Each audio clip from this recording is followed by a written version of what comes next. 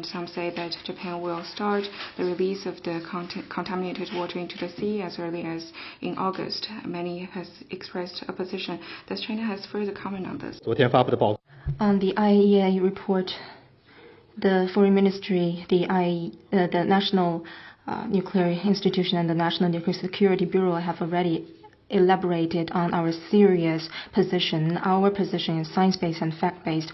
I want to once again stress that the report cannot be a shield or green light to Japanese discharge plan.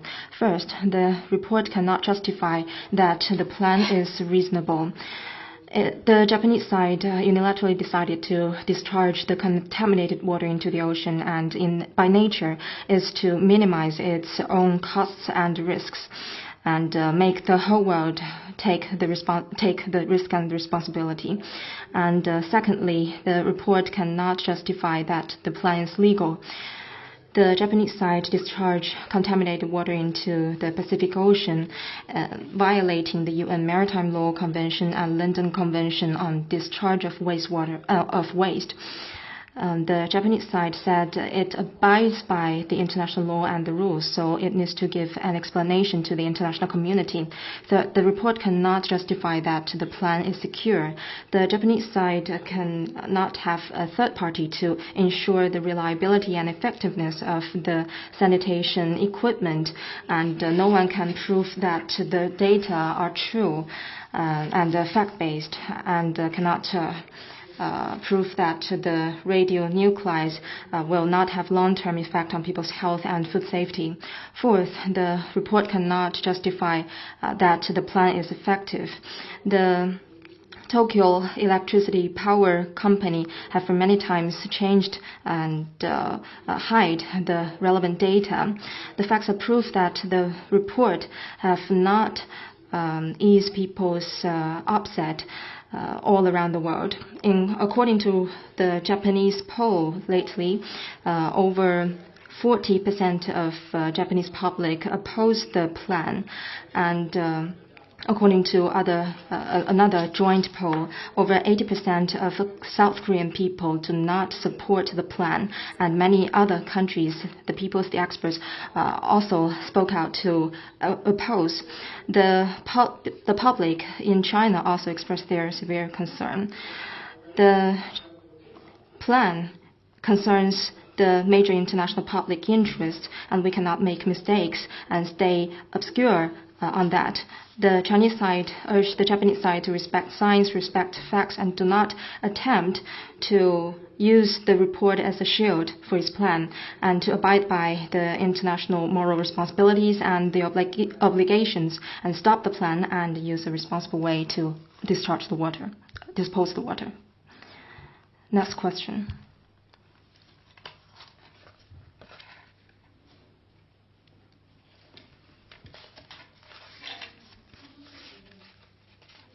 We would like to follow up on Borrell's visit. What was inconvenient about next week? Could you share with us the reason for why the visit could not happen next week? Thank you. 您能否解释博雷利下周不方便访华的原因是什么？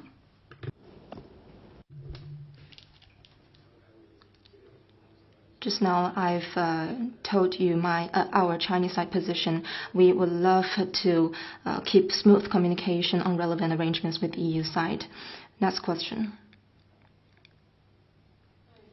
I have a question from AFP, just to follow up on the Fukushima wastewater plan. What concrete measures does China plan to take if Japan goes ahead with the plan? Thank you. 法新社提问：如果日方排放核污水，中方将会采取何种具体措施？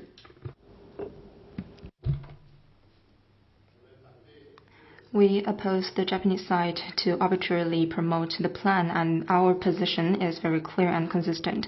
We urge the Japanese side to be based on fact and science, and to abide by the international obligations, stop arbitrarily promoting that plan, and use a proper way to dispose of the water. Next question.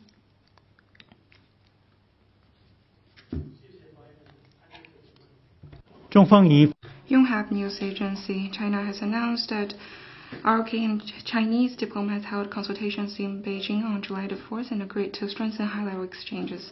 Some speculate that ROK and Chinese foreign ministers will probably meet on the sidelines of the ASEAN meetings next week.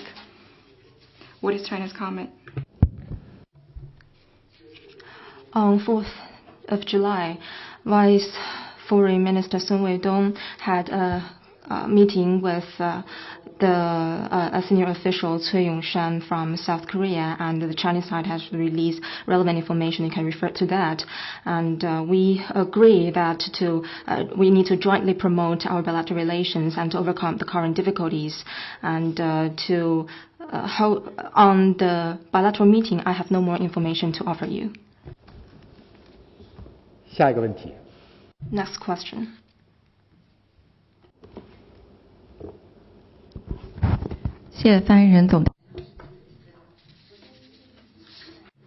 CCTV. Yesterday, President Xi Jinping attended the SCO summit in Beijing via video link and delivered an important speech. What are the important outcomes of the summit? What is the major influence of President Xi's important speech on the development of the organization? The 23rd meeting of the Council of the Heads of State of SCO was held via video link on July 4th, 2023. President Xi Jinping attended the summit in Beijing and delivered an important speech entitled Staying True to Our Founding Mission and Advancing Unity and Coordination to Realize Greater Development. At the meeting, President Xi Jinping had an in-depth exchange of views with leaders of participating countries on the future development of the organization and major international and regional issues, reaching a series of consensus and reaping major outcomes. All sides reaffirmed the shared opposition of upholding multilateralism, international fairness and justice, and the vision of fostering a new type of international relations and building a community with a shared future for mankind. All sides will firmly combat terrorism, separatism, and extremism, and carry out cooperation in such areas as protecting information security, combating drug-related crimes, preventing urbanization of outer space, enhancing a nuclear non-proliferation regime, and advancing international arms control, disarmament, and non-proliferation. The summit adopted the SCO Economic Development Strategy for the period until 2030, providing a specific plan for deepening cooperation in the next phase in trade and investment, connectivity, scientific and technological innovation, energy, agriculture, and other areas. Leaders proposed a series of important initiatives and carried out cooperation in such as science and tech, education, culture, etc. Faced with questions raised by our times, unity or split, peace or conflict, cooperation or confrontation, President Xi has keen observation of the trend of the world and stands at a strategic height of high long-term development of unity with a global vision and people-centered approach. In his speech, President Xi gave an unequivocal answer. The people's wish for a better life is the goal, and peace and development and win-win cooperation are the unstoppable trends of the times. It was warmly echoed and commended by the international community. In his speech, President Xi fully recognized the SCO's successful practice in actively building a community with a shared future for mankind in the past decade and made it clear that the SCO would keep in mind our founding mission and stay in unity and coordination to bring more certainty. President Xi made 5 important cooperation proposals. First, we should keep to the right direction and enhance solidarity and mutual trust. President Xi stressed that all sides should step up strategic communication and coordination, respect each other's core interests and major concerns, and be highly vigilant against external attempts to foment a new Cold War or camp-based confrontation in our region.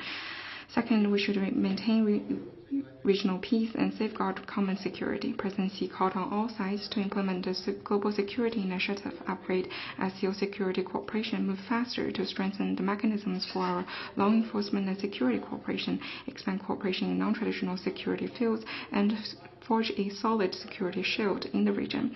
Third, we should focus on practical cooperation and expedite economic recovery. President Xi advocated that all sides should implement the Global Development Initiative, enhance the connection of high-quality Belt and Road cooperation with development strategy of various countries, make full use of these mechanisms and platforms, further promote trade and investment liberalization and facilitation, ensure stable and smooth functioning of regional industrial and supply chains, and facilitate high-quality development of SAO economies.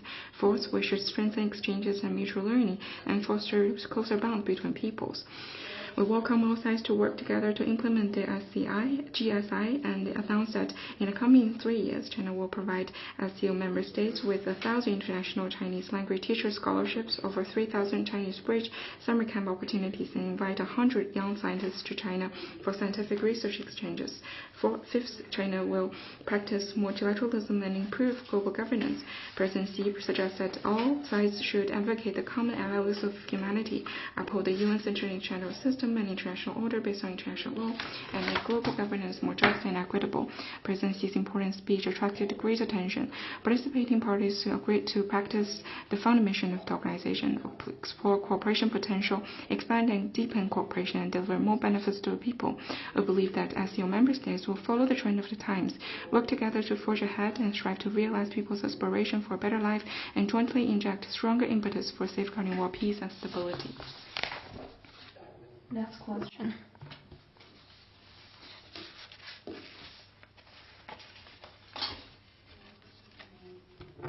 China's top diplomat Wang Yi yesterday said Japan, South Korea, and China should remember their roots and cooperate to revitalize Asia. He said that no matter how blonde you dye your hair or how sharp you make your nose, you can never become a Westerner. The comments have prompted criticisms that Wang Yi is appealing to race science or calling for a race-based alliance. Can you respond to these criticisms and explain what exactly Wang Yi meant? Thank you. 希望记者再一次重复他的问题。Could you repeat your question, please? Sure. China's top diplomat Wang Yi said yesterday that Japan, South Korea, and China should remember their roots and cooperate to revitalize Asia. He said that no matter how blonde you dye your hair or how sharp you make your nose, you can never become a Westerner. These comments have prompted criticisms that Wang Yi is appealing to race science or calling for a race-based alliance. Can you respond to these criticisms and explain what exactly he meant? 法新社提问：昨日，王毅称日本、韩国和中国应该记住自己的根源，并且加强合作以复苏亚洲地区。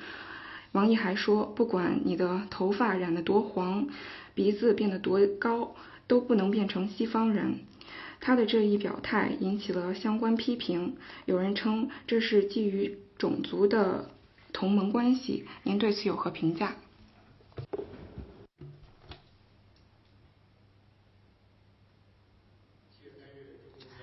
？On 3rd July, Wang Yi attended that international forum, and during that forum, he stressed that we need to release that we are going to revitalize the trilateral cooperation between the three countries. He said that the three countries share similar geographical features and cultural features. We have very integrated industrial and economic chains. We are very interconnected, and the practical cooperation among the three countries will not only benefit the three countries but also beyond. And about the question you just mentioned,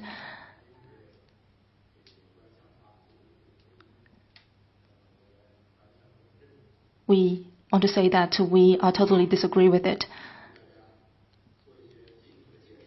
And I want to make further explanation on that. Over the past decades, the trilateral cooperation among the three countries have become a good model of cooperation and bring benefits to many people. But now we are facing a lot of challenges. Some certain countries outside the region, in order to achieve some geographical and geopolitical self-interests, stoking ideological-based confrontation and form exclusive small circles. And they are trying to use confrontation to replace cooperation and to replace unity. If we let that kind of tendency evolve, it will disrupt the smooth cooperation among the three countries and stoke further tensions among the three countries. We oppose bloc-based confrontation that will be introduced into the region. Thank you. Next question.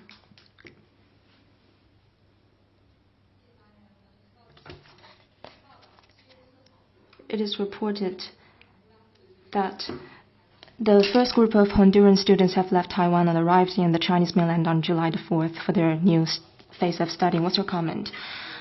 After the establishment of the diplomatic relations, China pledges readiness to accept all Honduran students in the Taiwan region. Over the past 3 months, the two sides have worked together with great efficiency to coordinate the matter. And yesterday, the first group of 26 Honduran students left Taiwan and arrived in Beijing, Tianjin, Xi'an, and other mainland cities to continue their studies. We extend our warmest welcome. The students are looking eagerly forward to studying in the Chinese mainland, and they will contribute more to our friendship and people-to-people exchanges. The Chinese side welcome more Honduran students to come to the Chinese mainland for study, and we would love to enhance our people-to-people cooperation and enhance our friendship. Next question.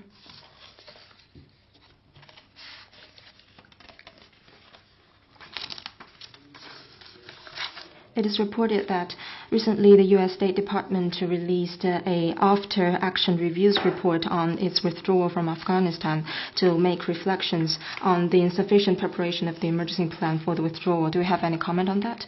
We've noticed the report by the U.S. side, but unfortunately those problems that the U.S. really needs to examine haven't been shown in the report. For example, violating the international law and declaring conflicts in a sovereignty country, to interfering in other countries' internal affairs with the excuse of democracy, and to use a selective approach to counter terrorism that led to more rampant terrorist activity and to undermine peace and tranquility. If that report is just to make the next Kabul moment more presentable and orderly, then that report cannot be a very reasonable explanation to the international community. What the U.S. really needs to do is to give back the frozen assets to the Afghanistan people, to lift the unilateral sanctions, and to fundamentally abandon the policy of abusive use of force, and to correct its own behavior and avoid another tragedy alike. Next question. Question from AFP. The former Vice Minister of Commerce Wei Jianguo told China Daily recently that export controls on gallium and germanium are only the beginning of China's countermeasures. He said if high-tech restrictions on China continue to escalate, China's countermeasures will also further escalate. Can you tell us what other measures China plans to take? Thank you. 法新社记者提问：前副部长魏建国曾对中国日报表示，中国针对钾和锗的出口管制只不过是反击措施的开始。在高科技领域，如果对中国的压制越来越大，并且发展速度越来越快，中国还会采取更多措施。您是否能够介绍中国还会采取哪些措施？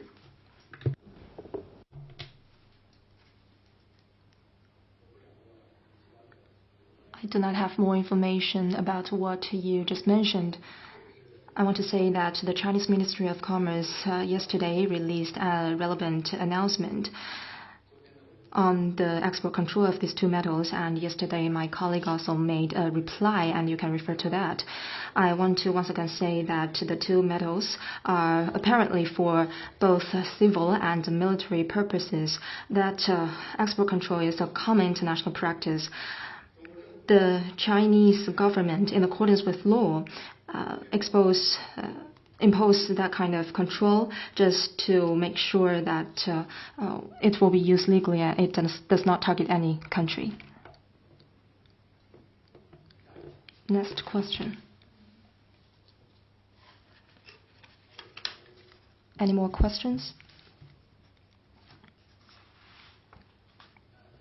News. In his speech to the SCO yesterday, Chinese leader Xi Jinping called on nations to spurn decoupling and the cutting of supply chains. That came a day after China imposed limits on exports of the two metals you just talked about. This would appear to be a contradiction. So how does China call for avoiding cutting supply chains on the one hand, and then on the other cut these supply chains for these two metals? Thank you. 彭博社记者提问：习近平主席在 SCO 峰会上发表演讲称，各国应该反对断链脱钩，但是在昨日，中国宣布对两种金属的出口管制措施，这两者似乎相反。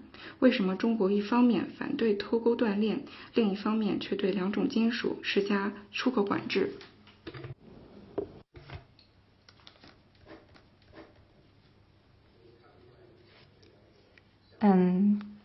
？I cannot see the contradiction that you just mentioned.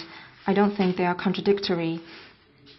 Just now I said that President Xi Jinping during the SCO summit said something, and his important remark has been echoed by the international community.